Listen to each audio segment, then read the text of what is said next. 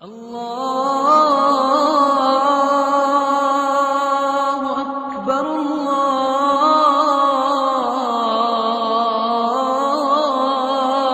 الله أكبر الله أكبر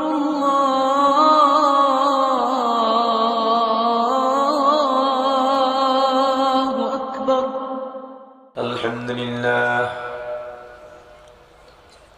الحمد لله وكفى وسلام على عباده الذين اصطفى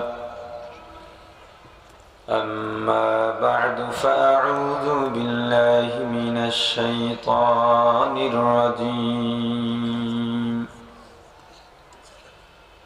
بسم الله الرحمن الرحيم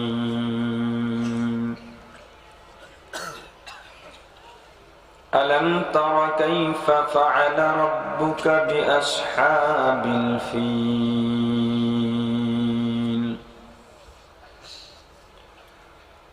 ألم يجعل كيدهم في تضليل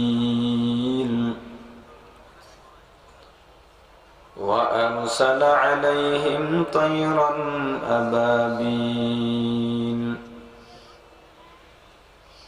ترميهم بحجارة من سجيل فجعلهم كعصف مأكول صدق الله العظيم সকলে একটু মোহব্বতের সাথে জিকির করি লা ইলাহা ইল্লাল্লাহ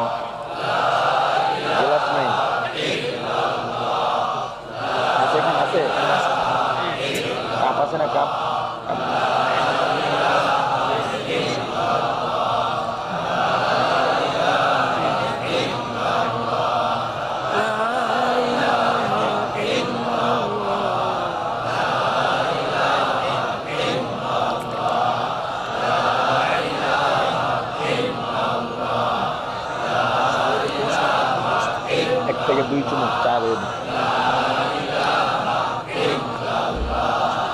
لا إله إلا الله لا إله إلا الله لا إله إلا الله محمد رسول الله تفسير القرآن محفيل المحترم সভাপতি মুআজ্জাজ মুকাররম হযরত উলামায়ে কিরাম দূর দূরান্ত থেকে আগত ইসলাম প্রিয় দিন প্রিয় মর্দে মুজাহিদ আল্লাহ রাব্বুল আলামিনের আশিকিন জাকিরিন মুসলমান ভাইরা কলিজার টুকরা সমবয়সী যুবক ও ছাত্র বন্ধুগণ পর্দানিশী মা ও বোনেরা আল্লাহ তাআলার দরবারে লক্ষ কোটি শুকর ও সুজুদ যেই মহান রব্বুল আলামিন আমাদেরকে হায়াত তৈয়বা দান করে দুনিয়ার জান্নাতের বাগান কোরআন ও হাদিসের এই মুবারক মজলিসে আশা ও বসার মতো তৌফিক দান করেছেন আলোচনা শোনার মতো সুযোগ করে দিয়েছেন এজন্য সকলে শুকর আদায় করি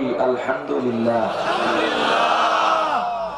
আলোচনার শুরুতে পবিত্র কালামুল্লাহ শরীফের 30 নম্বর পারার সূরাতুল ফিল আলাম তারা সূরা তেলাওয়াত করেছি সূরাতুল ফিলের আলোকে আপনাদের মাঝে আল্লাহ তাআলা যতক্ষণ তৌফিক দান করবেন ব্যাখ্যামূলক কিছু আলোচনা করার চেষ্টা করব ইনশাআল্লাহ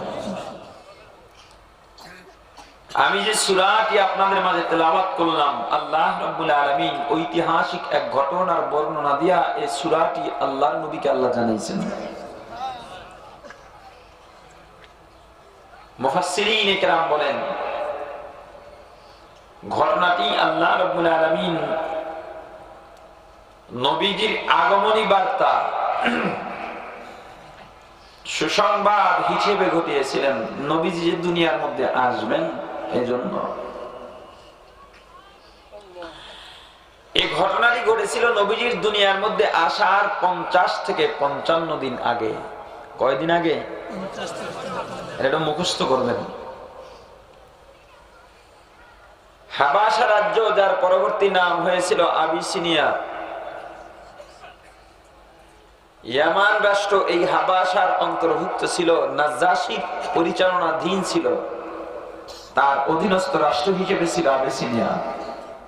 নাজ্জাশীর পক্ষ থেকে ইয়ামানের ক্ষমতা দেওয়া হয়েছিল আব্রাহা নামক এক খ্রিস্টানের হাতে।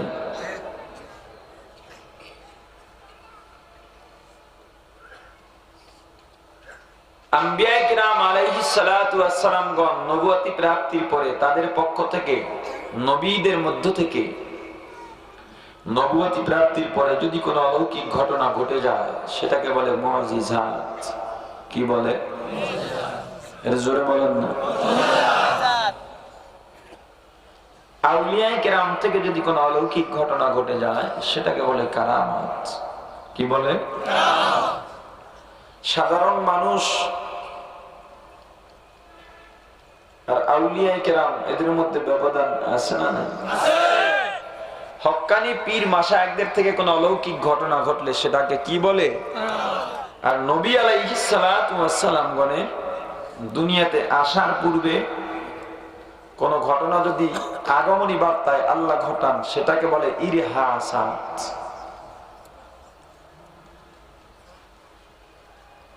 সূরাতুল ফিলের যে ঐতিহাসিক ঘটনা, এটা নবীজির আগমনী বার্তায় ঘটানো হয়েছিল বিদায় এটা ইরহাসাত। কি?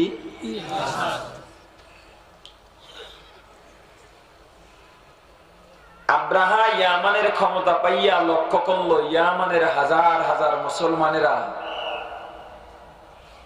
মক্কায় যায় কাবা ঘর তাওয়াফ করার জন্য, ইবাদত করার জন্য, কাবার মালিকের গোলামি করার জন্য। আব্রাহা সিদ্ধান্ত নিল কাবা ঘর তাওয়াফ করার জন্য আর কাউকে যেতে দেওয়া হবে না। ইয়ামানের রাজধানী সানআয় আমিও একটা গির্জা বানাবো জাঁকজমকপূর্ণ চাকচিক্যতার সাথে। এমন জাঁকজমক করব যে জাঁকজমক দেখে ইয়ামানের কোন মানুষ আর মক্কায় যাবে না, জীর্ণ শীর্ণ কাবার তাওয়াফ করবে না, আমাদের গির্জার তাওয়াফ করতে বাধ্য হবে। এই চিন্তা করে ইয়ামানের রাজধানী সানআয় জাঁকজমকপূর্ণ চাকচিক্যতার সাথে একটি গির্জা নির্মাণ করল। আজকে কাজ শেষ, আগামীকালকে উদ্বোধন হবে। যে মাঝখানে তো একটা সময় আছে না, রাত্রিতে কেনানা গোত্রের এক যুবক গির্জা এসে পায়খানা করে চলে গেছে। পরের দিন আব্রাহা সৈন্যবাহিনী নিয়ে গির্জায় আসছে উদ্বোধন করার জন্য ঢাক দল পিটাইয়া, কিন্তু অনেক দূর থেকেই দুর্গন্ধ পাইতেছে, সামনে যাইতেই পারে না, এত দুর্গন্ধ। আসলে একজন মানুষ যদি একটা বড় ঘরের মধ্যে পায়খানা করে এত গন্ধ আসার কথা নয়। এ ফয়সালা কার? আব্রাহা রাগ হয়ে সৈন্যবাহিনী নিয়ে চলে গেল। আর চিন্তা করলো আমরা সবাই বসবো, কে কাজ করছে তার দৃষ্টান্তমূলক শাস্তি হবে। সিদ্ধান্তে উপনীত হওয়ার আগেই আরেকটা মারাত্মক খবর পেয়ে গেল। কিছু যুবক গির্জার পাশে আগুন জ্বালিয়েছিল। আল্লাহ রাব্বুল আলামিন তার কুদরত দিয়া আগুনকে বাতাসের মাধ্যমে গির্জায় লাগাইয়া গির্জা পুড়ে ভস্ম করে দিয়েছেন। ক্ষমতা কার? বাহাদুরি দেখা, রাজত্ব কার? আল্লাহর রাজত্বের রাজাগিরি চলবে আল্লাহ, তোমার কোন রাজাগিরি চলবে না। কার রাজত্ব চলবে? ক্ষমতা কার? সকল ক্ষমতার উৎস কে? চামড়ার মুখের কথা না অন্তরের কথা?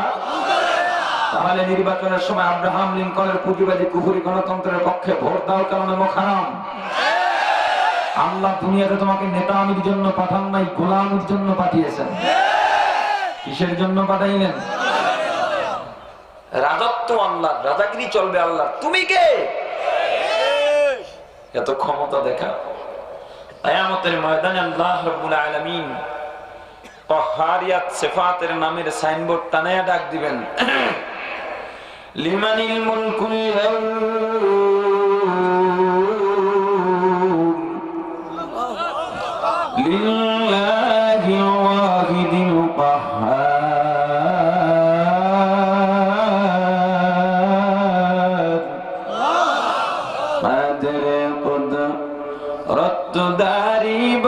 الجمال أنت ربي أنت حسبي ذو الجلال ক্ষমতাকার কিয়ামতের ময়দানে আল্লাহ রাব্বুল আলামিন দুনিয়ার ক্ষমতাদারদেরকে ডাক দিবেন আয় আয় আজকে আমি আল্লাহর ক্ষমতার সামনে পারলে ক্ষমতা দেখা না না আল্লাহর সামনে ক্ষমতা দেখানোর কারো সাহস নাই সুযোগ নাই ঠিক কিনা দুনিয়াতে আল্লাহ পাঠাইলেন আল্লাহর গোলামি করার জন্য নেতামি করার জন্য নয় আল্লাহ রাব্বুল আলামিন দুনিয়াতে কেন পাঠাইলেন আল্লাহ জবাব দিয়া বলেন ওয়ামা খালাকতুল জিন্না ওয়াল ইনসা ইল্লা লিয়াবুদুন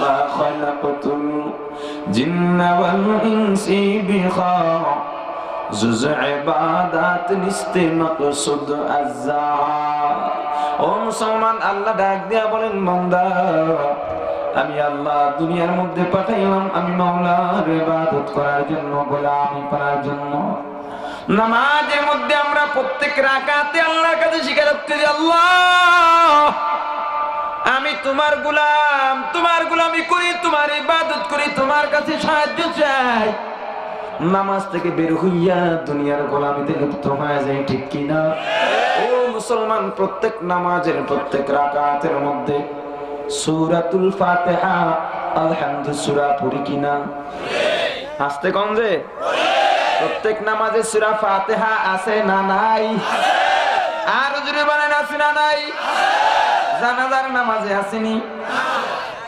একদল কয় আছে আরেক দল কয় নাই ঝগড়া তো জায়গায় শুরু জানাজার নামাজে আছে তাহলে কেন বললেন সব নামাজে সূরা ফাতিহা আছে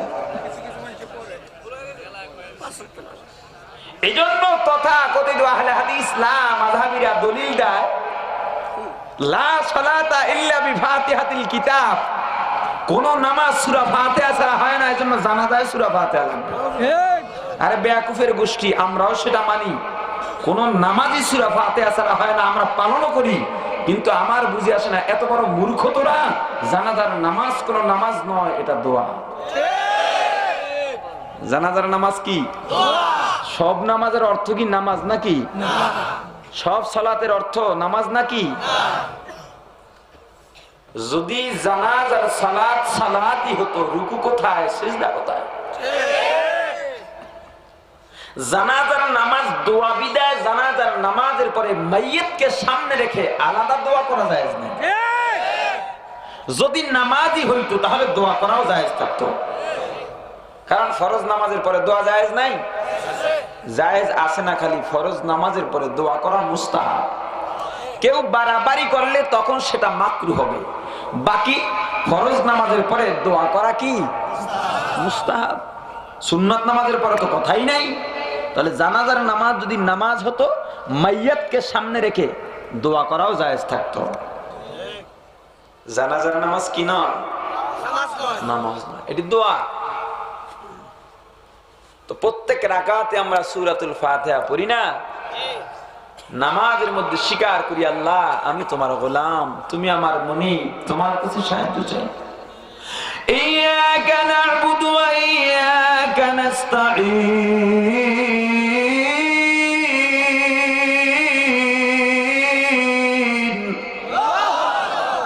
আল্লাহ আমি তোমার গোলাম তোমার সাহায্য চাই তোমার ইবাদত করি শপথ করে বলল আমাদের গির্জা যেহেতু ভাঙা হয়েছে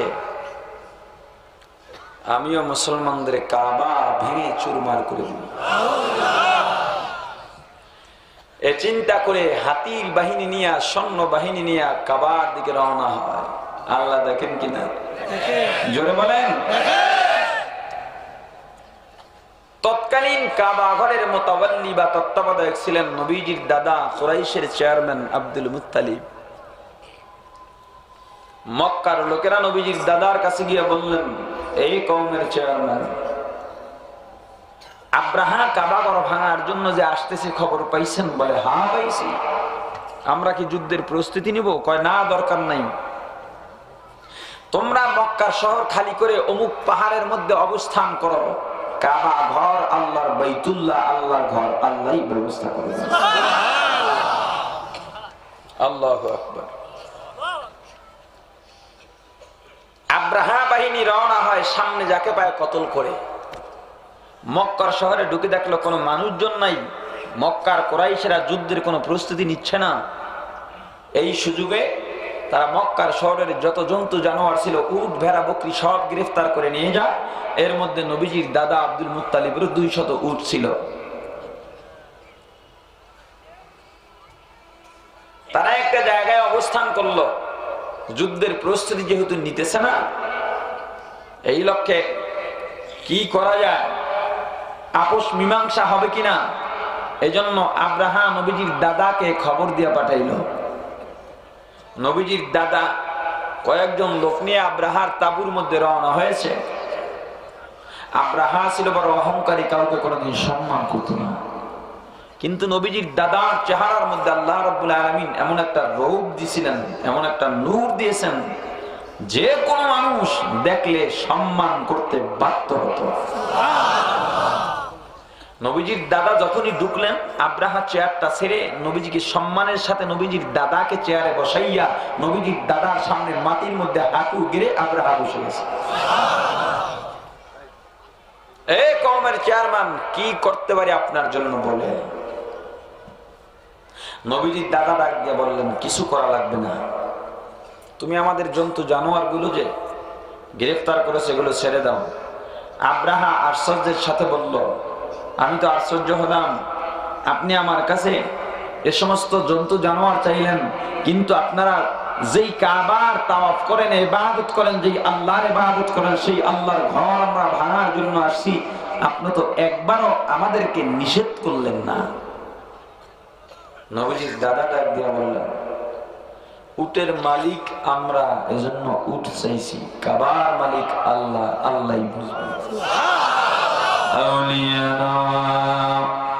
কারে ইকবা ইখতিয়ার, জাহেলারা কারে দুনিয়া ইখতিয়ার, মুমিন বারায়ে দুনিয়া দোজখ আস্ত, কাফের বারায়ে দুনিয়া জান্নাত আস্ত, আশিকারা মিল্লাত মাযহাব জুদা আস্ত, আশিকারা মিল্লাত মাযহাব খুদা আস্ত, মিয়ানে আশিক মাশুক রামজিস্ত, কিরামান কাতিবিন রাহম খবর নিস। ও মুসলমান, আকাশেতে লক্ষ তারা, এক চাঁদের আলোরে হাজার মানুষ হইতে একজন আল্লাহ বলা ভালো। আল্লাহর ওলিদের ধ্যান ধারণা একটু আলাদাই হয়, ঠিক কিনা? সাধারণ মানুষের মধ্যে, আউলিয়া কেরামের মধ্যেও ব্যবধান আছে, তবে এমন কিছু বাংলার জমিনে ওলি আছে, শুধু বাংলা ওলি নয়, বিশ্ব ওলি। কি ওলি? হক্কানি আল্লাহ ওয়ালার মধ্যে সাধারণ মানুষের মধ্যে বড় ব্যবধান আছে। ওই বিশ্ব ওলি সাধারণ মানুষের মধ্যেও ব্যবধান আছে, তবে ব্যবধানে ব্যবধানে একটু ব্যবধান আছে। ব্যবধানে ব্যবধানে কি আছে? খাঁটি আল্লাহ ওয়ালাদের সাথে সাধারণ মানুষের সাথে ব্যবধান। আল্লাহ ওয়ালারা তাহাজ্জুদ পড়ে, আমরা ঠিকভাবে তাহাজ্জুদ পড়ি না, অনেক সময় চেষ্টাও করি না। আল্লাহ ওয়ালারা মিথ্যা বলে না, আমরা মিথ্যাও বলি। আল্লাহ ওয়ালারা হারাম খায় না, আমরা হারামও খাই। আল্লাহ ওয়ালারা তাকবীরে উলাও কাজা করেন না, আমরা জামাতেরও গুরুত্ব দেই না। আল্লাহ ওয়ালারা খাস পর্দা করেন, আমরা খাস পর্দা করি না, ঠিক কিনা? এবার বিশ্ব ওলির সাথে সাধারণ মানুষের একটা ব্যবধান দেখো, তথাকথিত বিশ্ব ওলি। বিশ্ব ওলির মাথার মধ্যে চুলের জট, সাধারণ মানুষের মাথায় চুলের জট নাই। বিশ্ব ওলির গায়ের মধ্যে সালার চট, সাধারণ মানুষের গায়ে সালার চট নাই। বিশ্ব ওলির হাতের মধ্যে গাঞ্জার পট, সাধারণ মানুষের হাতে গাঞ্জার পট নাই।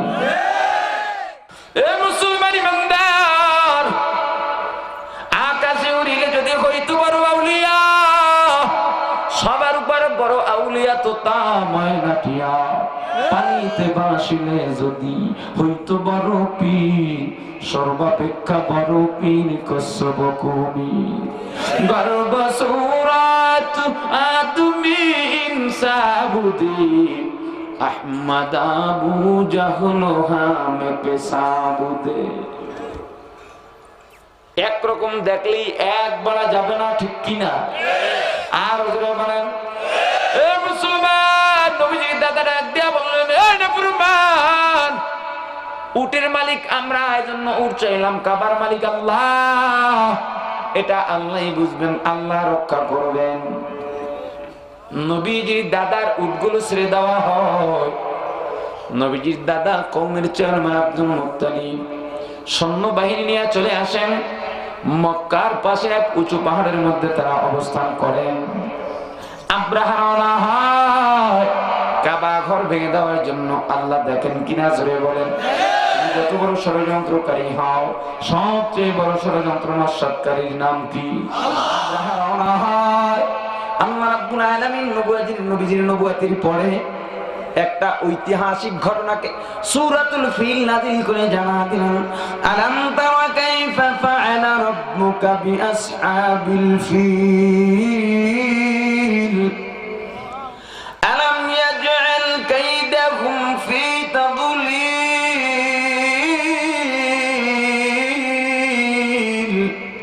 আল্লাহ সূরা নাযিল করে জানা দিলেন, ও পয়গম্বর, আলাম তারা, আপনি কি দেখেন নাই? নবী কি দেখছেন? কথা কয় না। তাহলে আল্লাহ কেন বললেন যে আপনি কি দেখেন নাই? ঘটনাটা তো নবীজি দুনিয়াতে আসার কয়দিন আগে, জোরে বলেন। তাহলে আল্লাহ কেন বললেন আপনি কি দেখেন নাই? এজন্য বোঝা গেল কোরআনের শব্দ দেখে কখনো ফতোয়া দেওয়া যাবে না। কোরআনের মূল দিক দুইটা। কয়টা? এক নম্বরে শব্দ, দুই নম্বরে অর্থ। শব্দ ছাড়া কোরআন হয় না, অর্থ ছাড়াও কোরআন হবে না। যেমন একটা শব্দ আলহামদুলিল্লাহি রাব্বিল আলামিন, একটা শব্দ বললাম, অর্থ সমস্ত প্রশংসা আল্লাহর জন্য, যিনি সমগ্র জগতের প্রতিপালক। এই শব্দ দিয়া, অর্থ দিয়া ফতোয়া দেওয়া যাবে না, তাতে মানুষ পথভ্রষ্ট হবে। কিভাবে? সমস্ত প্রশংসা কার, যদি বলেন না না, অর্থ দেখে যদি বলি সেটা তো এমনই হয়। আমার যদি ব্যাখ্যা বা তাফসীর না জানা থাকে, তখন আমি চিন্তা করব আল্লাহ বলছেন সমস্ত প্রশংসা আল্লাহর, না না, আল্লাহর প্রশংসা নয়। শিল্পীর কণ্ঠ যদি ভালো হয়, শিল্পীর প্রশংসা করা হয়। রাঁধুনির রান্না যদি ভালো হয়, রাঁধুনির প্রশংসা করা হয়। আম যদি মিষ্টি হয়, ফল যদি মিষ্টি হয়, ফলের প্রশংসা করা হয়। তাহলে সমস্ত প্রশংসা আল্লাহর কিভাবে হলো? আল্লাহর কোরআনের এই আয়াতটা তাহলে মিথ্যা কি? আপনি যদি অর্থ দেখে বিচার করেন তাহলে তো এভাবেই বলতে হবে। আসলে কি কোরআন সত্য, না আমার চিন্তা ধারণার পরিধি কম? কথা হয় না। আপনার আমার জ্ঞানের পরিসীমা একেবারেই সীমিত। ব্যাখ্যা জানতে হবে। যার জন্য যারা মাদ্রাসায় পড়ে নাই, তাদের জন্য কোরআন শরীফের বঙ্গানুবাদ এবং তরজমা পড়া জায়েজ নাই, পড়ে ফতোয়া দেওয়া তো দূরের কথা। বিশ্বের জমিনে ইংরেজি ট্রান্সলেশনে কোরআন শরীফ পড়ে অর্থ জেনে মানুষের মাঝে অর্থের মাধ্যমে ফতোয়া দিয়ে লক্ষ লক্ষ হাজার হাজার কোটি মানুষের ঈমান নিয়ে তামাশা খেলতেছে ডাক্তার জাকির নায়েক। উনি নিজেও বলেন আমি কোন মাদ্রাসায় পড়ি নাই। যে মাদ্রাসায় পড়ে নাই তার জন্য ফতোয়া দেওয়া জায়েজ নাই। ফতোয়া আপনারা দিবেন, আমি রায় আপনাদের থেকে নিব। একজন ইঞ্জিনিয়ার বেতন পায় 1 লক্ষ টাকা, সম্মান, জ্ঞান, মর্যাদা, টাকা কোনটাই কমতি নাই। আপনার এলাকার একজন ফার্মেসিওয়ালা ডাক্তার বেতন 10,000 টাকা, দাম কার বেশি? জোরে বলেন। ইঞ্জিনিয়ার হঠাৎ ফার্মেসির সামনে দাঁড়ায় গেল, এই বেটা ফার্মেসিওয়ালা, সব আমার বেতন 1 লাখ, তোর বেতন 10। জ্ঞান আমার বেশি, মর্যাদা বেশি, সম্মান বেশি, এলেম বেশি। আজকের থেকে আমি ঔষধ বিক্রি করবো, রোগী আমি দেখবো। চলবে? জোরে বলেন। কেন চলবে না? সে তো জ্ঞানী বেশি। তুমি যত বড় জ্ঞানী হও, ডাক্তারির জ্ঞান যদি তোমার মধ্যে না থাকে, তোমার দ্বারা চিকিৎসা করা সম্ভব নয়। ডাক্তার জাকির নায়েক দিনের দাওয়াত দেন, ভালো কথা, সাধুবাদ, ধন্যবাদ। কারণ আল্লাহ সবাইরই খলিফা বানাইছেন, দিনের দাওয়াত যে কেউ দিতে পারেন, কোনো বাধা নাই। কিন্তু আপনার জন্য ফতোয়া দেওয়া জায়েজ নয়। কোরআনের বঙ্গানুবাদ দেখে কি করা যাবে না? জোরে বলেন, ব্যাখ্যা জানতে হবে। আফসোস, আর কতকাল ঘুমাবেন আপনারা? কতদিন ঘুমিয়ে থাকবেন? আপনাদের গাজীপুরের ভাওয়াল, মির্জাপুরের তালহা গার্মেন্টস এলাকায় আপনি কালেমা নিয়ে বসে আছেন, কালেমার দাওয়াত দিতেছেন, জিহাদের ময়দানে আপনি নাই, অথচ আপনার কালেমা বন্ধের ষড়যন্ত্র চলছে। সেই 2.5 থেকে 3 মাস আগে ওখানে এক স্থানীয় মসজিদের জুমার দিনে লামাযাবির এক খতিব মসজিদের মেম্বারের মেহরাবের উপর থেকে পবিত্র কালেমা শরীফ থেকে নবীজির নামটা কেটে দিয়ে ফতোয়া দিয়েছে, লা ইলাহা ইল্লাল্লাহু মুহাম্মাদুর রাসূলুল্লাহ। এই কালেমা যারা পড়বে তারা মুশরিক হয়ে যাবে। তার প্রতিবাদ করায় আমাদের প্রায় 7 জন ইমামের উপরে সন্ত্রাসীদের অতর্কিত হামলা চালানো হয়েছে। একজন আলেম ইমাম মাদ্রাসার মুহতামিম দীর্ঘ 1 মাস হাসপাতালের মধ্যে পড়েছিলেন। আর আপনি ঘুমাইতেছেন, আপনি ঘুমাচ্ছেন। আপনার সন্তানকে সবার শুরুতে শিক্ষা দেওয়া হয় লা ইলাহা ইল্লাল্লাহু মুহাম্মাদুর রাসূলুল্লাহ। যেই কালেমার উপরে ঈমান মাবনি, কোন মুশরিক, বেদিন, কাফের মুসলমান হতে হলে যেই কালেমার সিঁড়ি পা রেখে যেই কালেমার সিঁড়ি বেয়ে উঠতে হয়, সেই কালেমা নিয়ে ষড়যন্ত্র চলছে। কালেমার থেকে নবীজির নাম বাদ দেওয়া হয়েছে। আমি মনে করি তারা কালেমার থেকে নবীজির নাম বাদ দিয়ে স্বঘোষিত মুরতাদ লতিফ সিদ্দিকীর যে অন্যায় কোথাও কম করে নাই। ওদের ফাঁসি যদি দিতে হয় তাদের ফাঁসি দিতে হবে।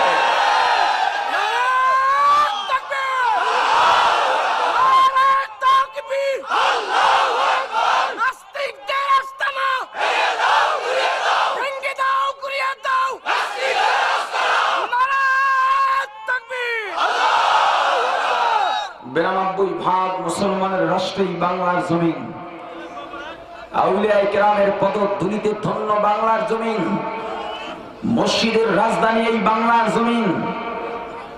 মাদ্রাসার ফ্যাক্টরিতে পরিণত হয়েছে বাংলার জমিন।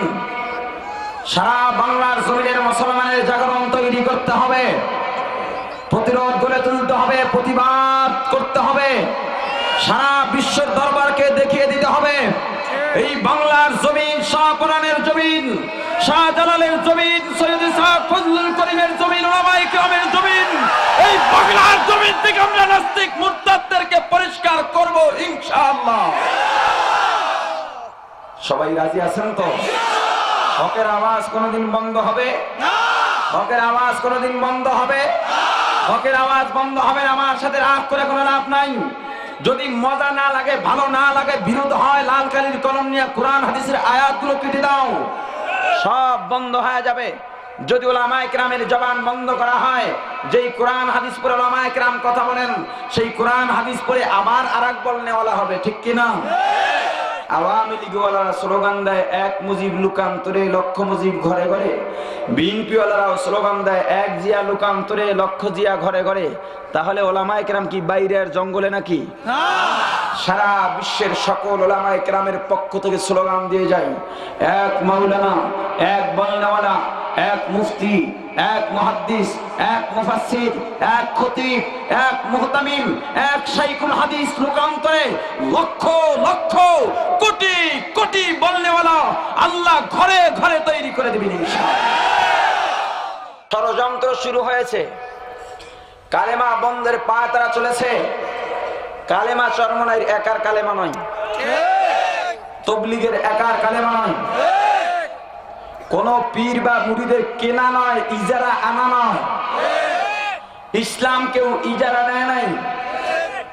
ইসলাম নিয়ে আমরা একারাও ঠেকি নাই। ইসলাম নিয়ে পীর সাহেব চরমনাই একা ঠেকেন নাই।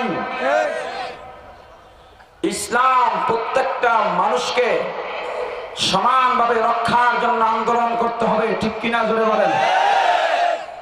এই কালেমা আওয়ামী লীগের সমর্থকদের হৃদয়ের স্পন্দন, বিএনপির মধ্যে মুসলমানদের হৃদয়ের স্পন্দন। বাংলার শুধু 92% মুসলমান নয়, বিশ্বের 150 কোটি মুসলমানের হৃদয়ের স্পন্দন। সেই কালেমা বন্ধের পায়তারা শুরু হয়েছে আপনাদের গাজীপুর থেকে। এর প্রতিবাদ শুরু করতে হবে গাজীপুর থেকে ইনশাআল্লাহ। আলাম তারা, আপনি কি দেখেন নাই আমি হাতি বাহিনীর সাথে কি আচরণ করেছি? নবীজি কি দেখেছেন? তাহলে শব্দ দেখে কি করা যাবে না? বিচার করা যাবে না, ফতোয়া দেওয়া যাবে না। মুফাসসিরিনে কেরাম বলেন, এই দেখা দিয়ে দেখা উদ্দেশ্য নয়, এটা দিয়ে জানা বা শোনা উদ্দেশ্য। জানা অথবা তাহলে ব্যাখ্যা কিসের জন্য প্রয়োজন হয়? কোরআনের মূল মর্ম বোঝার জন্য। সমস্ত প্রশংসা কার? অথচ আমরা দেখি দুনিয়ার মানুষের প্রশংসা হয়। তাহলে আল্লাহর কোরআনের সাথে বাস্তবতার সাথে মিল কোথায়? এই মিলটা খোঁজার জন্য, জানার জন্য তাফসীর, ব্যাখ্যা বা মূল তত্ত্ব লাগবে। শিল্পী যে গান গায়, কণ্ঠ কি নিজের থেকে নিজে পাইছে? অর্জন করছে না কেউ দান করছেন? কে দান করছেন? আমের মধ্যে যে মিষ্টতা, এটা নিজের থেকে আম অর্জন করছে না কেউ দান করেছেন? কে করছেন? তাহলে বস্তু বা মানুষের যতই প্রশংসা করি না কেন, মূলত এরা প্রশংসার দাবি নয়, যেহেতু এগুলোর দানকারী আল্লাহ, অতএব সমস্ত প্রশংসার মালিক কে? এজন্য ব্যাখ্যা জানতে হবে। আলাম তারা কাইফা ফাআলা রাব্বুকা বিআসহাবিল ফিল।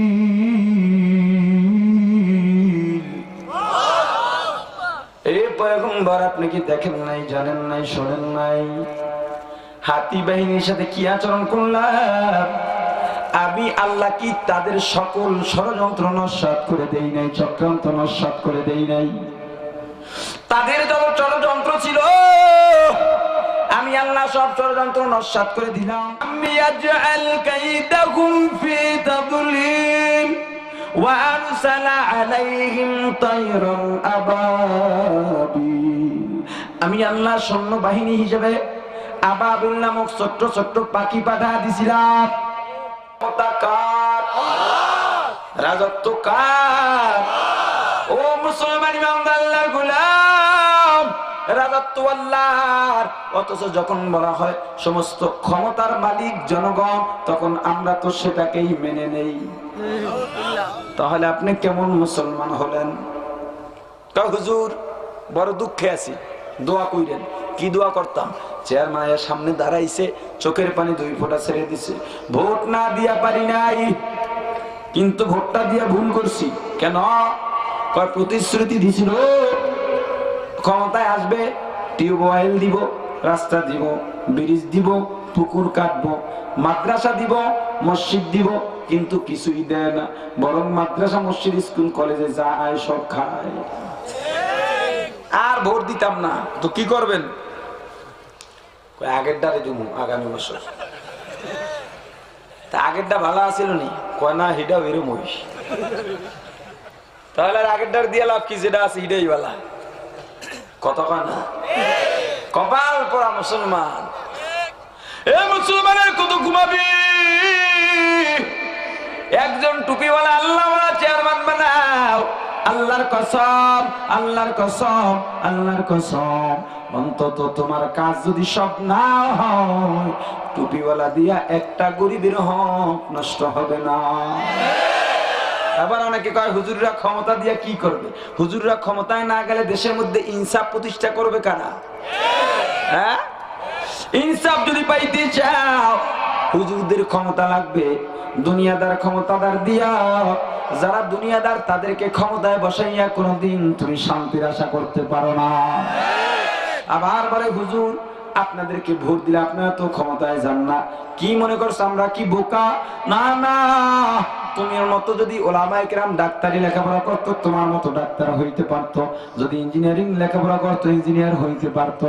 ও মুসলমান ইমানদার, ওলামায়ে কেরাম বোকা নয়, আমরাও জানি।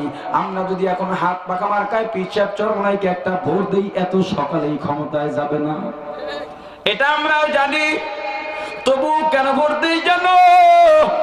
ও মুসলমান ইমানদার আল্লাহর ওয়ালা, যখন পয়গম্বর ইব্রাহিম আলাইহিস সালাতু ওয়াস সালামকে নমরুদ আগুনের মধ্যে ফেলায়, ক্ষুদ্র আকারের একটা প্রাণী ব্যাঙ যতদূর আগুনের কাছে আসতে পারে সেখানে এসে প্রসাব করে দেয়। নমরুদ তিরস্কারের ভাষায় ডাক দেয়া বলে, বোকা ব্যাঙ, তোর মতো নির্বোধ আর মূর্খ হইতে পারে না। তোর সাধারণ প্রসাবে আমাদের আগুন নিভবে না, বরং আমার দুনিয়ার মধ্যে যত পানি আছে সব পানি জমা করেও যদি এই কুণ্ডলীর মধ্যে ঢালা হয় আমার আগুন নিভবে কিনা সন্দেহ। কারণ জানো আমার আগুনের তাপ কত? আগুনের কয়েক কিলোমিটার দূর দিয়া যদি পাখি আসমান দিয়া উড়ে যায়, পাখা পুড়ে পুড়ে জমিনে পড়ে মরে যায়। ব্যাং ডাক দিয়া বলে, নাফরমান, আমি তো বোকা নই, বরং বোকা তুই। আমি বোকা না, কারণ আমিও জানি আমার প্রসাবে আগুন নিভবে না, তবে আল্লাহ দেখুক আমি কার পক্ষে আছি। কিয়ামতের ময়দানে আল্লাহ যদি জিজ্ঞাসা করেন, বান্দা ইসলাম কায়েমের জন্য কি করছো? আল্লাহকে বলতে পারবো, আল্লাহ আমার হাতে ক্ষমতা ছিল না, টাকা পয়সা ছিল না, একটাই মাত্র অধিকার ছিল ভোট। আয় আল্লাহ, ভোটটা আমি ইসলাম কায়েমের জন্য তোমার পক্ষে দিছি। আল্লাহ যদি চান এই একটা ভোটের উসিলায় আমাদেরকে জান্নাত দিয়ে দিতে পারে। সেই ক্ষমতা আল্লাহর আছে না নাই? আরো জোরে বলেন। এই মুসলমান, চরমনাইয়ের বিরাজ করতে আসি নাই, চরমনাইয়ের থেকে বেতন পাই না। চরমনাইয়ের অন্ধভক্ত আমি নই। চরমনাই পিশাবদের সামনে মাথা নত করে বসে থাকি, এটা আমার দুর্বলতা নয়। কেন বা দুর্বলতা থাকবে? তারাও আলেম, আমিও আলেম, তাদেরও ভক্তবৃন্দ আছে, আমারও তো কিছু আছে। দুর্বলতার কোনো কারণ নাই, তবে কারণ একটা আছে কেন নত হয়ে থাকি। একমাত্র তারা হকের উপরে আছেন, হকের সামনে মাথা নত করে আছি। আর যতদিন হকের পক্ষে থাকবে তাদের জন্য আমি জীবন দিতেও প্রস্তুত আছি। আল্লাহর কসম, আল্লাহর কসম, আল্লাহর কসম, তারা যদি শরীয়ত বিরোধী কোনো কাজ ইচ্ছাকৃত করে থাকেন, এখন যেভাবে পক্ষে বলি সেদিন থেকে আমি তাদের সেভাবে উল্টা বলবো। ও মুসলমান ইমানদার, ক্ষমতা কার? সকল ক্ষমতার মালিক কে?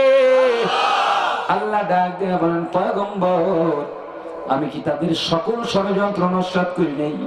আপনি কি জানেন না, যখন হাতি বাহিনী মক্কার জমিনে রওনা হয়, ওয়া আরসালা আলাইহিম তায়রান আবাবিল,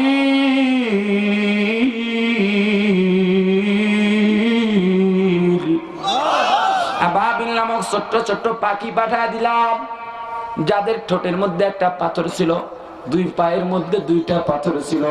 এক একজন আবাবিল নামক পাখি নামের সৈন্যরা এক একজন তিনটা করে পাথরের কণা নিয়ে আসছে, কঙ্করের কণা নিয়ে আসছে।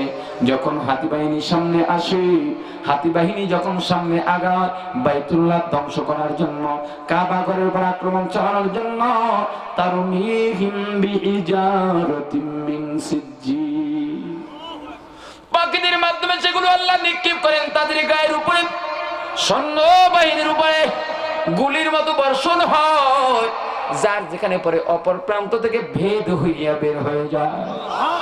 মানুষের মাথায় পড়ে, মাথার মধ্যে ভেদ হইয়া নারী বুড়ি পচে গেলে পায়খানার রাস্তা দিয়ে বের হয়ে যায়। হাতির চামড়া অনেক পুরো, শুনেছি অনেক সময় গুলিও নাকি তাদের গায়ে ঢোকে না। কিন্তু ওই পাথরের কণাগুলো যখন হাতির গায়ের মধ্যে পড়ে, হাতির গায়ের মধ্যে পড়ে ছিটকে যায় না, ভেদ হইয়া অপর প্রান্ত থেকে বের হইয়া যায়।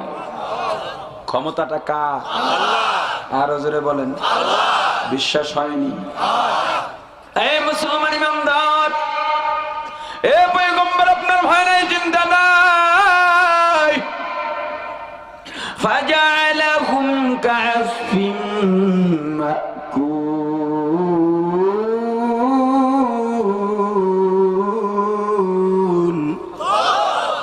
হাতি বাহিনীকে সেরকম চিবানো ঘাসের ন্যায় তুলোধুলো করেছি। এই ক্ষমতা দেখাস না, ক্ষমতা দেখাস না, কয় টাকার মালিক হইছ? না না, বাহাদুরি করে কোনো লাভ হবে না। মুসলমান বাংলাদেশের ক্ষমতা দল মাথার মধ্যে টুপি আছে, মুখের মধ্যে দাঁড়িয়েছে, মন্দির উদ্বোধন করতে গিয়া মোনাজাত দিছে। ধর্ম ব্যবসায়ী কারে কও? তোমরাই তো বড় ধর্ম ব্যবসায়ী, ঠিক কিনা?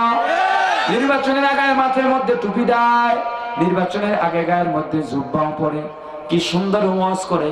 আমি বেশি বক্তৃতা দিব না, আপনারা ওলামায়ে কেরামের ওয়াজ শুনবেন। আমি আসছি দোয়া নিতে, আপনাদেরই সন্তান, আপনাদের খেদমত করব। ওয়াজ মাইরা গেছে, টুপিও মাথায় আছে, গায়ের মধ্যে জুব্বাও আছে। নির্বাচন শেষ, টুপিও খুঁজা পাওয়া যায় না, জুব্বাও খুঁজা পাওয়া যায় না। আবার ঈদের সময় পোস্টার লাগায় দেয়, পবিত্র ঈদুল আজহা, ঈদুল ফিতর ও শারদীয় দুর্গা পূজার শুভেচ্ছা।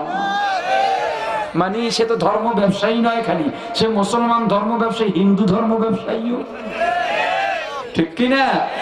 সবাইকে খুশি করার জন্য বলে, এ মুসলমান ইমানদার, ওলামায়ে কেরাম কথা বললেই বলা হয় ধর্ম ব্যবসা।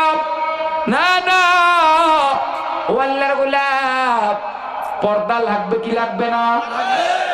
আল্লাহর আইন মানা লাগবে কি লাগবে না? বউ দেখাইবেন কারে? দুলাভাইরে না নিজে দেখবেন? চাচাতো ভাই, খালাতো ভাই, আপন ভাই, চাচা, মামা, খালু, যাবে কাউকে দেখেন? যদি রাগ করে, কোন আমল করলে আত্মীয় স্বজন বেজার হয় না, খাস পর্দা করতে গেলে মা বাবাও বেজার হয়। আফসোস, হিন্দুরা অভিযোগ দেয় মুসলমানদের কারণে আমরা পূজা ঠিকভাবে করতে পারি না। কিন্তু কোন হিন্দুকে কোনদিন দেখছেননি ঈদের দিনে মুসলমানদের বাড়িতে গিয়া ভিড় জমায়, মসজিদে গিয়া ভিড় জমায়? না না, বড় আফসোস লাগে, বাংলার জমিনে মসজিদের মধ্যে হিন্দুরা হামলা চালায় না, মুসলমানেরাই চালায়। মাদ্রাসা মসজিদের জায়গা জমি দখল করে মুসলমানেরা, হিন্দুরা করে না, ঠিক কিনা বলেন? মুসলমান মসজিদের মধ্যে নামাজ পড়ে, মসজিদের পাশ দিয়ে আর একজন যায় মোমবাতি টানতে টানতে। এ বেকুব, তোমার কি জানা নাই তুমি যে গু খাইতেছো, এই গু টানের কারণে মসজিদের নামাজের বড় সমস্যা হয়। কথা কইলেই তো ভালো লাগে না। হুজুর এতদিন ভালাই ছিলেন, আপনার এত ভালো জানি কোন জায়গায় হাত দেন, এত জায়গায় হাত দেন কেন? একটু চুপ থাকা কি যায় না? আমাকে একদিন বলে, হুজুর কিছু বললেন না, এখনো দাঁড়িয়ে রাখে নাই, নামাজ পড়ে না, কিছু বললেন না, একটু ছাড় দেন। আমি কই, মিয়া ইসলাম কি আমার বাপের নাকি আমি যে ছাড় দিই? হুজুর একটু ছাড় দেন, ওয়াজে গেলে হুজুর একটু ছাড় দেন, ছাড় দিয়ে দিয়া কম। আমি যে সূরা তেলাওয়াত করলাম, আগের সূরার সাথে এই সূরার একটা সম্পর্ক। আগের সূরার মধ্যে পরনিন্দা যদি করা হয়, চগলখুরি করা হয়, পরকালে আল্লাহ কি শাস্তি দিবেন তা জানায় দিলেন। আমার তেলাওয়াতকৃত আয়াতগুলোর মধ্যে, সূরার মধ্যে আল্লাহ জানায় দিলেন, শুধু পরকাল নয়, ইহকালের মধ্যেও আল্লাহর বিধান লঙ্ঘনের শাস্তি আছে, পরকালে তো আছেই। এ মুসলমান, শিক্ষা গ্রহণ করো। আর কত ঘুমাইবারে? আল্লাহর বিধান লঙ্ঘন করা যাবে না, আল্লাহর আইন মানা লাগবে কি লাগবে না? নবী সাল্লাল্লাহু আলাইহি ওয়াসাল্লাম, الدنيا بالفضائل لا بالمسائل، أو كما قال النبي عليه الصلاة والسلام. وقال النبي صلى الله عليه وسلم: كن في الدنيا كأنك غريب أو عابر سبيل، أو كما قال النبي عليه الصلاة والسلام. الدنيا مزرعة الآخرة، हकीकत से तो दुनिया बेखबर है, दुनिया की नुमाइश पर नजर है। मम्मी गोयाम कि आज दुनिया जुदा बाश, बहर कारे के बाशी बा खुदा बाश। सिस्त दुनिया आज खुदा गाफिल बुदन, नए कमाशों पर हो खर जिंदसान। दुनिया में हो दुनिया का तलबगार नहीं हो, दुनिया में हो दुनिया का तलबगार नहीं हो, दुनिया में हो दुनिया का तलबगार नहीं हो। बाजार से गुजर हो खरीदार नहीं हो, बाजार से गुजर हो खरीदार नहीं हो। जागाजी लगाने के दुनिया नहीं है, ये इबरत की जागे तमाशा नहीं है, ये इबरत की जागे तमाशा नहीं है। भाभिया করিও কাজ করিয়া ভাবিও না দুনিয়া রং তামাশার জায়গা নয়। এত বুঝানোর পর মানুষ বুঝলি না, বুঝবি কবে মরণের পরে কোনো কাজ হবে না। ইও পাই হবে আমার মরণে, কিও পায় যে হবে আমার কবরে। সাথী নাই রে বাতি নাই রে কবরে, কেমনে থাকব অন্ধকার কবরে, কেমনে থাকব অন্ধকার কবরে। ও মুসলমান, কি চিন্তা করছো? দুনিয়ার যাদেরকে আপন বড় করো কেউ তো আপন না। দুই একদিন কান্নাকাটি করে সবাই ঘুমাবে, বাকি তোমার জীবনটা কেমনে যাবে চিন্তা করছো? মুসলমান, নিজের কামাই করে নিজে কবরে যাও, না হয় উপায় নাই। বাহাদুরি করিও না।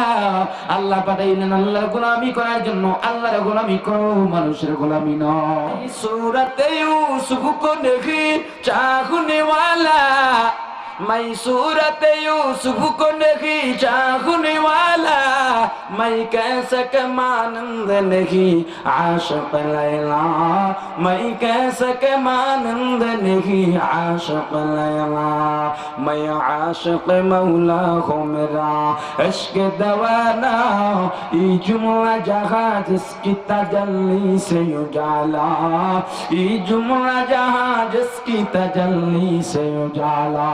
কত যত্নের পাখি তুমি,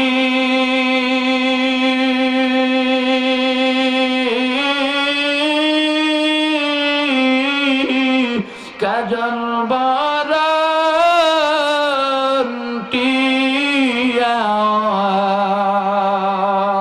সময় হলে যাইবা চলে এই দুনিয়ার সব তুইয়া, আইসো একা যাইবা একা,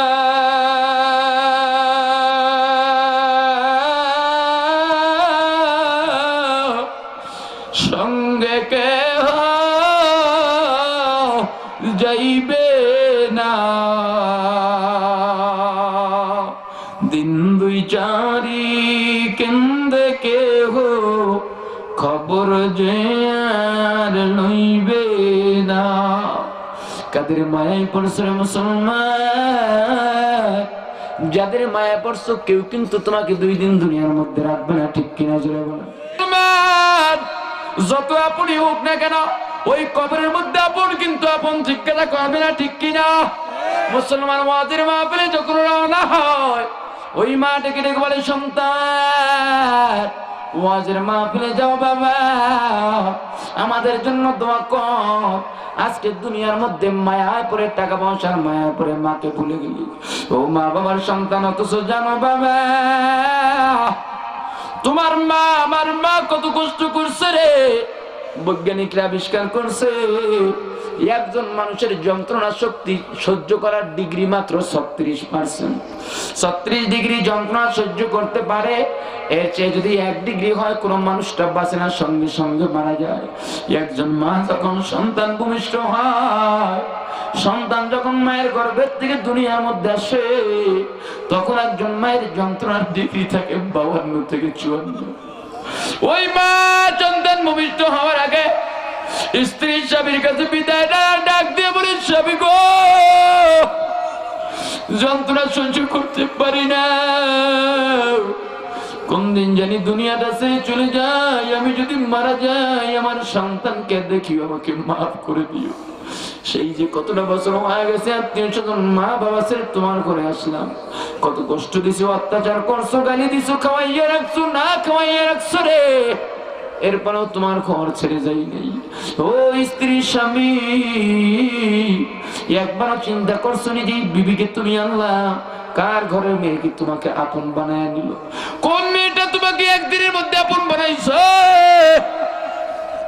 মা বাবা কত কষ্ট করে লালন পালন করলেন, এই সন্তানকে বিনা শর্তে তোমার হাতে তুলে ধরে আজকে বাড়ির মধ্যে আইনা তাকে কাজের মেয়ের মতো প্রেসার দাও, কারণটা কি?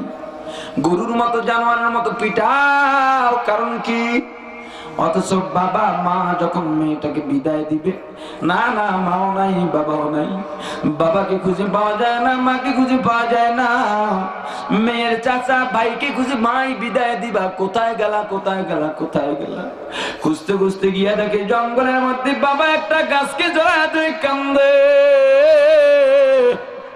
ভাই টাম মারছে, ছুড়াইতে পারে না, ভাই তোমার মেয়েকে বিদায় দাও।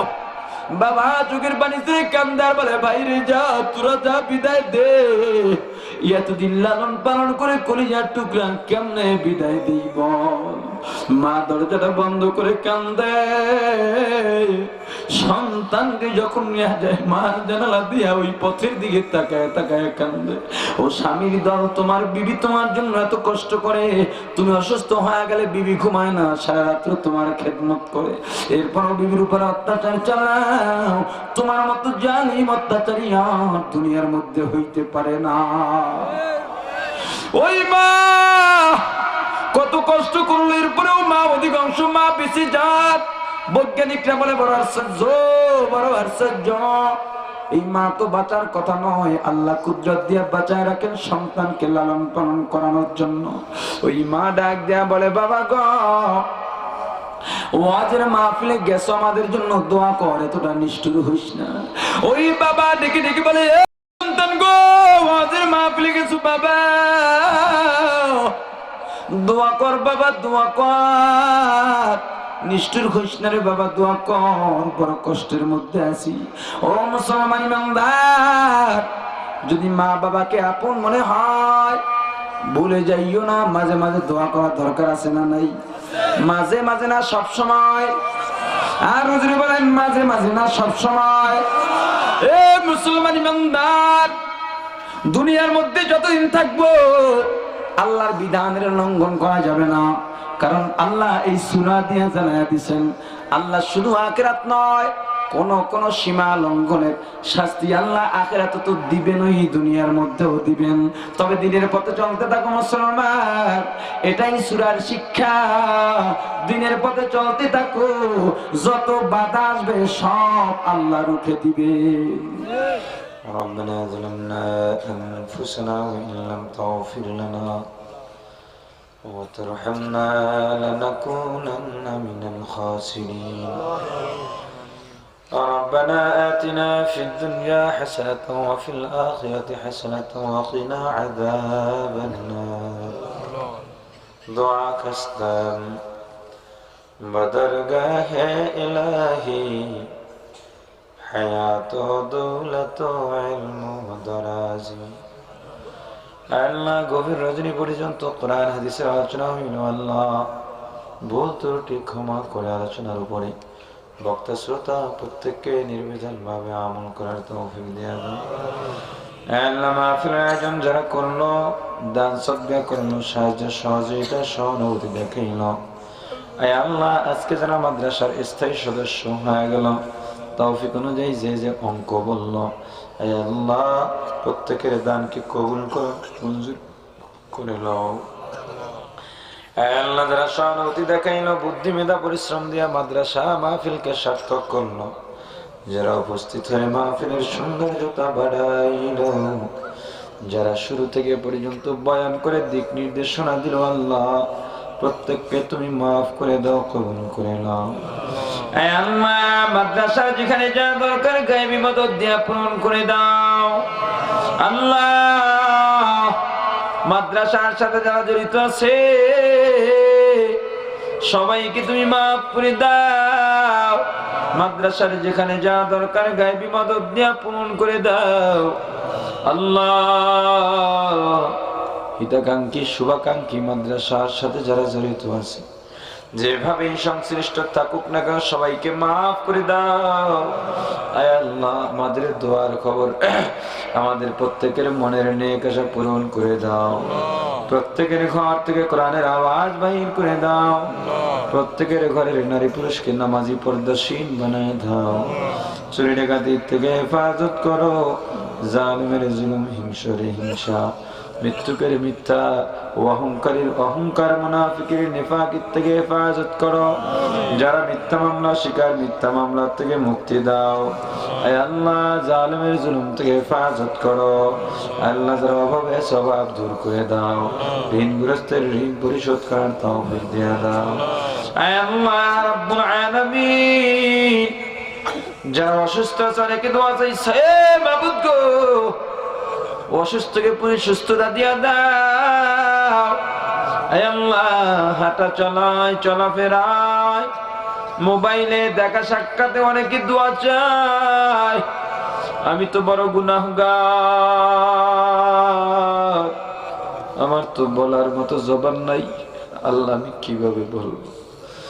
মাবুদ গো,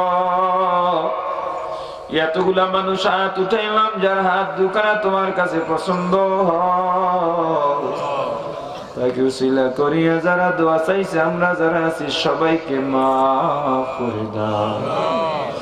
আয় আল্লাহ, অনেকে প্রবাসী আছে, প্রবাসী ভাইদেরকেও বিপদ মুক্ত রাখো, কবুল করে নাও। আল্লাহ, অনেক দাতা, অনেক মাদ্রাসার হিতাকাঙ্ক্ষী দোয়া চাইছে, সবাইকে তুমি মাফ করে দাও। আজকের মাহফিলে যারা অগ্রণী ভূমিকা পালন করছে, মাওলা সবাইকে মাফ করে দাও।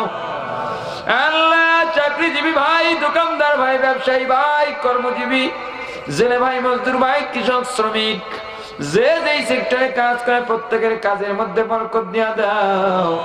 আল্লাহ, হালাল রুজি কামাই করার তৌফিক দিয়ে দাও। আমাদের দোয়ার খবর আতায় তাজদারে মদিনা নবী আকরাম সাল্লাল্লাহু আলাইহি ওয়াসাল্লামের রওজা মুবারকে পৌঁছে বাবাদম থেকে আজ পর্যন্ত যত মুমিন মুমিনাত, মুসলিম মুসলিমাত অন্ধকার কবরে চলে গেল, প্রত্যেকের রূহের উপরে সওয়াব পৌঁছে দাও। হে আল্লাহ, বিশেষ করে হাত উঠাইলাম যার মা নাই, বাবা নাই, প্রত্যেকের মা বাবার কবর গুলো জান্নাতের বাগান বানে। আল্লাহ, যার মা নাই, বাবা নাই, অন্তরে বড় ব্যথা রে আল্লাহ। ইলিশ মাছ দিয়া খানা খাইতে বসছে, গোস্ত দিয়া খানা খাইতে বসছে, ভাতের লোকমা মুখের কাছে উঠাইছে, হাতের থেকে লোকমাটা পড়ে গেছে, দুই চক্ষু দিয়া টপ টপ করে বৃষ্টির মতো পানি পড়া শুরু হয়েছে। ওই বিবি ডাক দিয়ে বলে, স্বামী কান্দেন কেন? খাবেন না? বলে না বিবি, খাইতে মনে চায় না। কেন খাবেন না? ও বিবি, আমার মা বাবার মৃত চেহারা দুইটা চোখের সামনে বেশি উঠছে। এ বিবি, তুমি তো জানো না আমার মা আমার জন্য কত কষ্ট করছে। বিবি, তোমার তো জানা নাই। আমি যখন ছোট্ট ছিলাম, আমি অসুস্থ হয়ে গেছি, আমি মা এক কাঠের মধ্যে বসা, আমি ঘুমায়া গেছি। আমি অসুস্থতার কারণে আমার মা সারা রাত্র ঘুমায় না। সকালে ঘুম থেকে জেগে দেখি মা আমার পাশে বসা। ডাক দিলাম, মা গো, তুমি এখনো কেন ঘুমাও না? মা আমাকে কোলের মধ্যে টেনে বলে, বাবা তুই অসুস্থ, তোকে রাইখা কেমনে ঘুমাই? তুমি তো জানো না আমি মাদ্রাসা থেকে, মক্তব থেকে, স্কুল থেকে বাসায় ফিরতাম, গিয়ে দেখতাম প্লেটের মধ্যে খানা। আমার বোনের চেহারাটা শুকায় গেছে, মায়ের চেহারাটা শুকায় গেছে। আমি খানা খাইতে বসে জিজ্ঞাসা করলাম, মা গো তুমি খাইছো নি? এ বোন, তুমি খাইছো নি? বলে, হ্যাঁ আমরা খাইছি, তুমি খাও। কিন্তু আমার বড় সন্দেহ হইছে,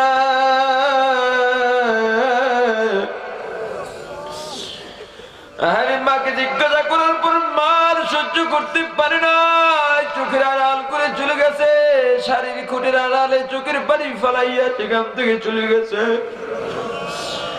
আমি বোনের কাছে গিয়ে জিজ্ঞাসা করলাম,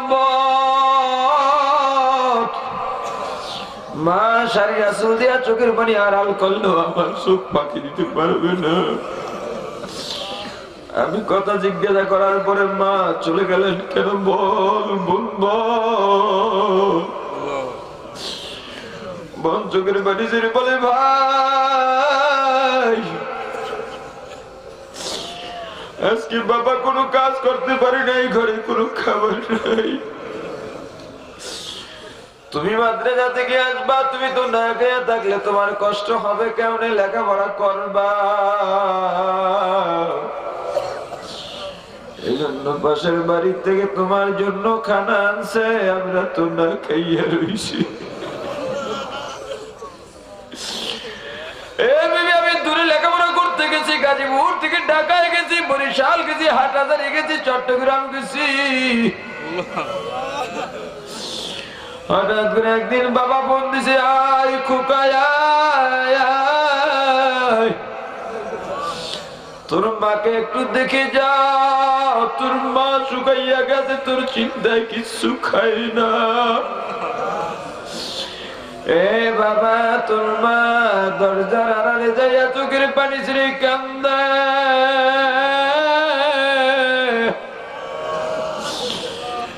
আরে তোর মা দরজায় গিয়া তোর পথের দিকে তাকাইয়া তোর অপেক্ষায় থাকে বাবা।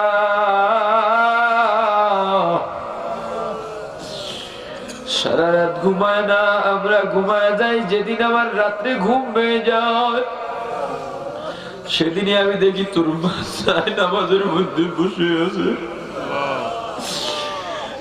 চোখের পানি ছেড়ে দোয়া করে, আল্লাহ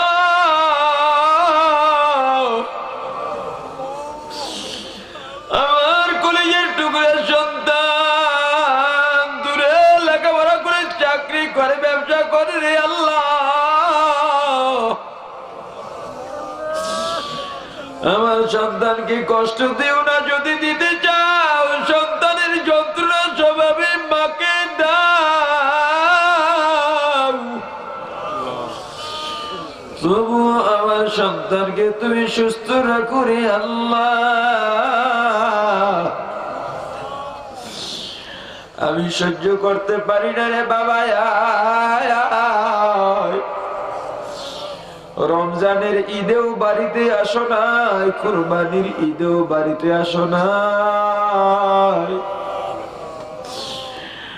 এ বাবা, ঈদের দিনগুলোতে আমি সবার মুখের মধ্যে আজি দেখছি, কিন্তু তোর মায়ের চোখে দেখছি পানি।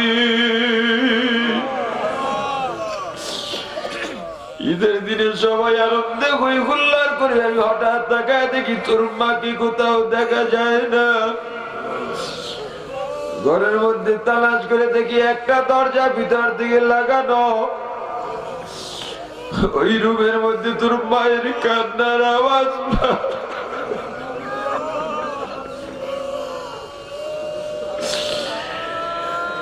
এ বাবা,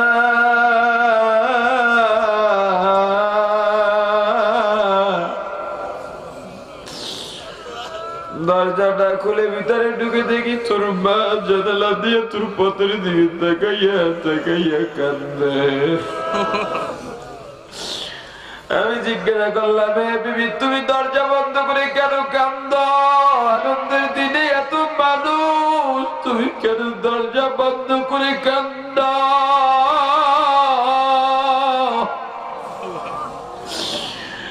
তোর মা আমাকে জড়াইয়া চিল্লা কান্দার বলে, স্বামী গো কি করে বুঝাই, কি করে বুঝাই,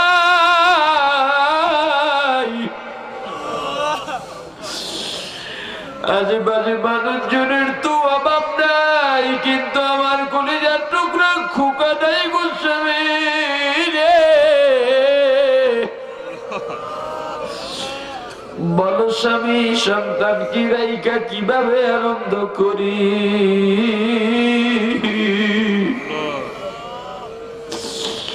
এই মায়ের সন্তান, এই মায়ের জন্য কি দরদ লাগে না? মা কিন্তু কবর থেকে তোমার দিকে তাকাইয়া রইছে। এ বিবি, আমার বাবা আমার জন্য কত কষ্ট করছে তোমার তো জানা নাই। আরে বিবি, আমাকে বাবা সকালে মক্তবে নিয়ে যাইতেন, মাদ্রাসায় নিয়ে যাইতেন। বাবার কাঁধের মধ্যে দেখছিলাম উজ্জ্বল, পেটের মধ্যে মাঝে মাঝে গামছা দিয়া বান্ধা। বাবাকে মাঝে মাঝে জিজ্ঞাসা করতাম, বাবা তুমি এগুলো নিয়ে কোথায় যাও? পেটের মধ্যে কেন গামছা দিয়ে বাঁধছো? আরে বাবা কোনো জবাব দিতেন না, মাঝে মাঝে চোখের পানি ছেড়ে কাঁদতে। একদিন মায়ের কাছে জিজ্ঞাসা করে জানতে পারি, ও মা, বাবাকে জিজ্ঞাসা করলে বাবা জবাব দেয় না, বরং চোখের পানি ছেড়ে কেন কাঁদে? আমার বাবাকে কোলের মধ্যে জড়াইয়া মাও কান্না ধরে রাখতে পারলেন না। আমার মা ডাক দিয়ে বলে, বাবা গো, তোমাকে যে আমরা মানুষ বানাবো কিভাবে? আমরা তো গরিব।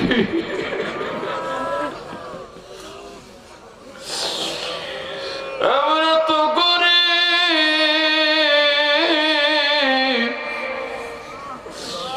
তোর বাবা মানুষের বাড়ি কাজ করে রিক্সা চালাই, ঠেলা চালায়।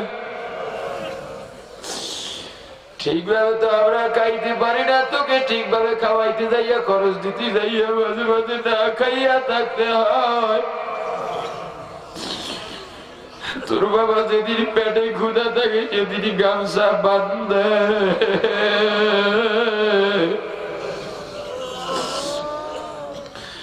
পেটে ক্ষুধা নিয়ে কাজ করা যায় না রে বাবা।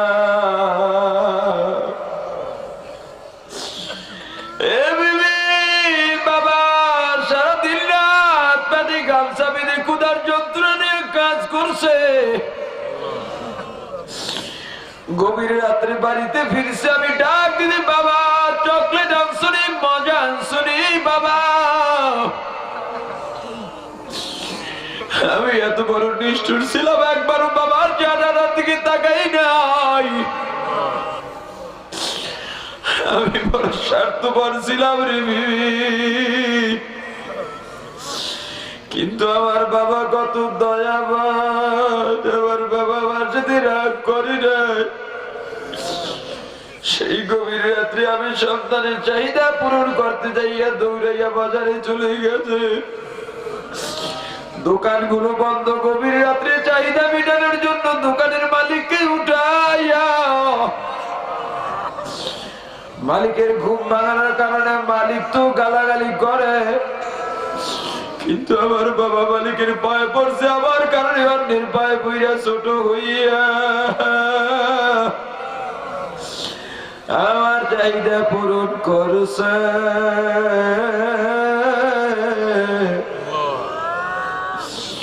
ও বিবি বলো, গত বছর আমার বাবা ছিল, মা ছিল,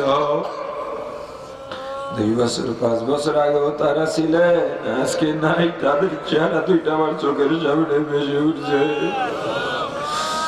এ বিবি, এত বড় ডেমোক্রেট কেমনে হয় বল? ওই মা বাবার মাথার গাম পায়ে ফেলানো, রক্ত পানি করে কামাই দিয়ে বিল্ডিং উঠাইয়া ঘুমাই। বৃষ্টির দিনে এই বিল্ডিং এর ছাদের পানি, ঘরের চালের পানি গড়াইয়া গড়াইয়া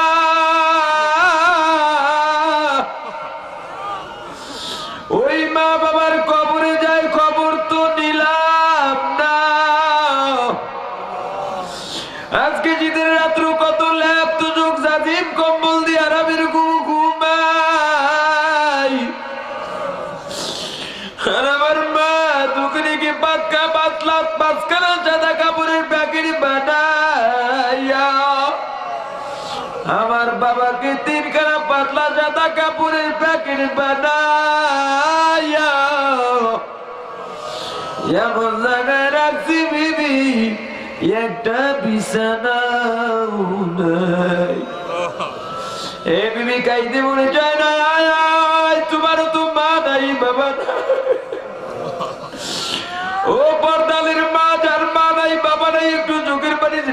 করুন মা।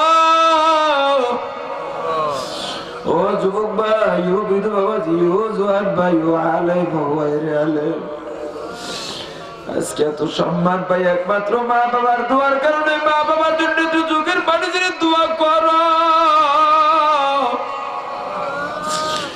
ওই মা বাবা কিন্তু অসর্বত তোমার দিকে তাকাইয়া রইছে। মা বাবাকে মাহরুম করিও না। আল্লাহ তাকায় দেখো কোন সন্তান মা হারাইয়া বাবা হারাইয়া তোমার দরবারে চোখের পানি ছেড়ে শিশুর মতো কান্দে।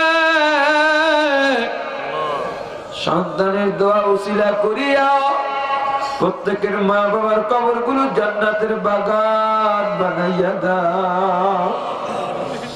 আয় আল্লাহ রাব্বুল আলামিন, আমাদের যাতে অনেক মা বোনেরা আত্মজিৎ জানি না মাওলা, ওই মা বোনের সংসারে শান্তি দাও, মনের নেক আশা পূরণ করে দাও, স্বামী স্ত্রী মিল মোহাব্বত বাড়া দাও, নেক সন্তান দান করো। আমাদের আত্মীয় স্বজন, দাদা দাদি, নানা নানি, শ্বশুর শাশুড়ি, ভাই বন্ধু, পাড়া প্রতিবেশী, মুতাল্লিকিন, মুহিব্বিন, উস্তাদ শাগরিদ, পীর মুরিদ, স্বামী স্ত্রী যারা অন্ধকার কবরে চলে গেল, প্রত্যেকের রুহের উপরে সোয়াব পৌঁছাইয়া দাও। আমরা যারা বেঁচে আছি নেখায়াত দারাজ করো, ঈমানকে মজবুত করে দাও, নির্ভেজাল নেক আমল বেশি বেশি করার তৌফিক দিয়ে দাও। আল্লাহ 16 জানুয়ারি আমাদের মারকাজুত তাকওয়ার মাহফিলকে তুমি কবুল করো। আল্লাহ আমি বড় গুনাহগার,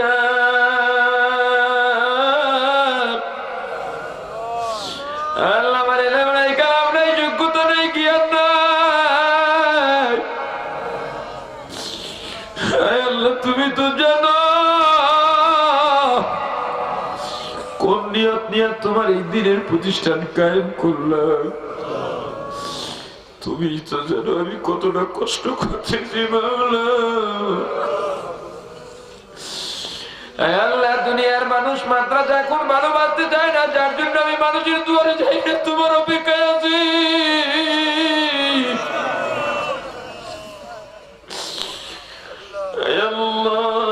তুমি মাদ্রাসাকে দিনের জন্য কবুল করো, তাকওয়ার মার্কাজ হিসেবে কবুল করো। আল্লাহ আমাদের মাহফিলকে কবুল করো, হেদায়েতের জরিয়া বানাইয়া দাও। আল্লাহ আমি কারো কাছে যাই নেই, তোমার দরবারে আত্মজে তুমি তারাইয়া দিও না।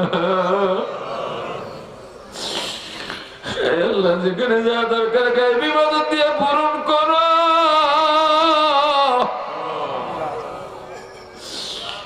আল্লাহ যাদেরকে দাওয়াত দিলাম, তোমার বড় বড় ওলামায়ে কেরাম, তোমার আউলিয়ায়ে কেরাম, তোমার বন্ধুগণ আসবেন। আল্লাহ অনেক দূর দূরান্ত থেকে তোমার পাগলেরা আসবে। মাওলা যাওয়ার পরে তুমি সহি সালামতে রাখিও। আল্লাহ আজকের মাহফিলকে কবুল করো, কিয়ামত পর্যন্ত কবুল করো। আল্লাহ আগামী 24, 25, 26 ফেব্রুয়ারি চরমনের ফাল্গুনের মাহফিলকে কবুল করো। 9, 10, 11, 16, 17, 18 ইজতেমা কবুল করো রে আল্লাহ। আমাদেরকে কাটি মুসলমান না বানাইয়া অন্ধকার কবরে ডাক দিও না। রব্বিরহামহুমা কামা রব্বায়ানি সগীরা, রব্বিরহামহুমা কামা রব্বায়ানি সগীরা। সুবহান রাব্বিকা রাব্বিল ইজ্জাতি আম্মা ইয়াসিফুন ওয়া সালামুন আলাল মুরসালিন والحمد لله رب العالمين।